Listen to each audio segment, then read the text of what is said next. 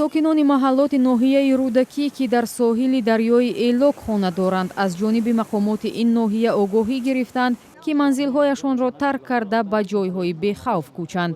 сокина хешти хона хешти ориш мерада баъд ҳамин эҳтиёт шавад ҳамин шав эҳтиёт шудан дар кӯшда ҳамага аввали худо да ин кори худо ай дасти мо чӣ мебием мо қариб 3000 аҳолӣ ҳастеда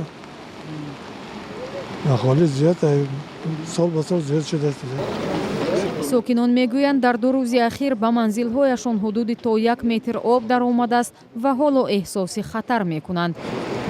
бархе сокинони маҳаллаи Камсамол ки ҳудуди 3000 аҳолӣ дорад борҳо аз омадани сел зарар диданд.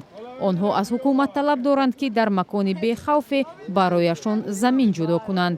2 сол пеш сел омадам сол ҷамоати Сайналбодда деяи Камсамол инам қад 2 метр омад мо дар криша хорафтем ҳозирам инам ҳама дилмонда ташвиш со ҳама чимона бурдем. хоҳиш мекунем ягон ҷо замин битая камтар лави дарё дуртар як хона кина я чӣ кина фақат дастгири ҳукумат хатида барои чӣ қарори ҳукумат ҳаста ки мисол ҷаноб чанд бор фармо метавад мисол ҳамин хел фавқулодда ёрдам кина аки ёрдам кина бо хубтарда. мақомот мегӯянд ба маҳаллаҳои Шафақ, Камсамол, Адолат, Румӣ ки дар ҳудуди ҷамоатҳои Зайнабободу Мирзо Турсунзода ҷойгиранд сел таҳдид мекунад.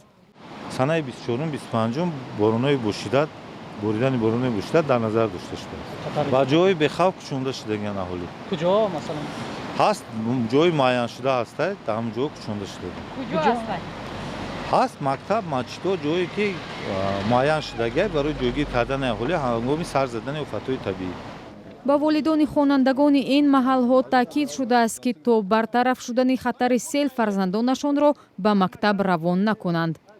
гуфтанд ки меарӯз ду рӯз айхонаҳо гудактонан яке наброян мактабҳо нараванд лавои дайро бисёр нагарданд ки об баланд шуда гуфта гудак мано медава сар пеши об гуфтанд ки пеши об нарава гуфта хабар доданд.